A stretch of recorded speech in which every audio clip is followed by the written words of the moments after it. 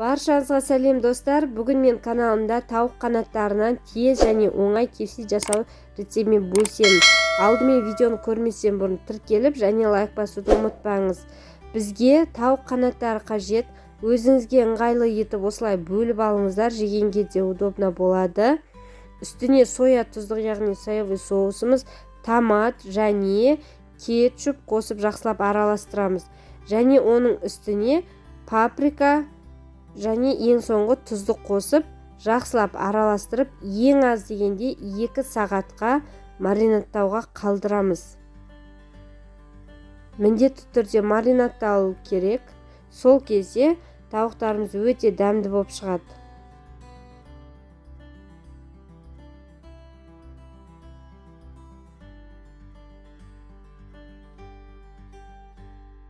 Мінекей бізде барлығы дайын болды. Енді сыртындағы курочкасын дайындау керек. Ол үшін міне Snack Bar фирмасының хрустящие курочки деп аталатын алдым. Порошогын базарда тұрады, бар жоғы 400 теңге бағада.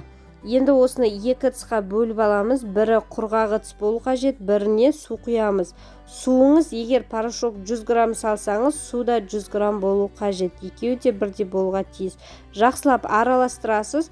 Сол кезде йогурт тәрізде салма шығады. Не қою емес, не сұйық емес болып шығады.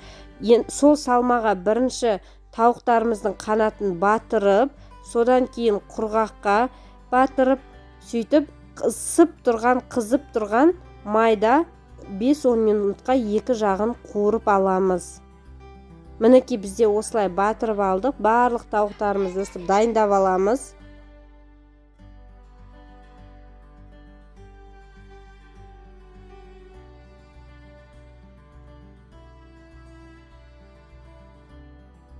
Міне бізде тауық қанаттары дайын болды. Енді осыны қызып тұрған майда асты үстін 5-10 минутқа қуырып аламыз.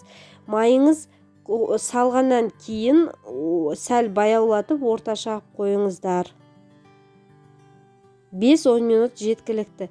Кепсиларыңыз өте дәмді болып шығады. Міндетті түрде жасап көріңіздер. Үйдегі және балаларыңызға барлығына ұнайды деген сенімдемін.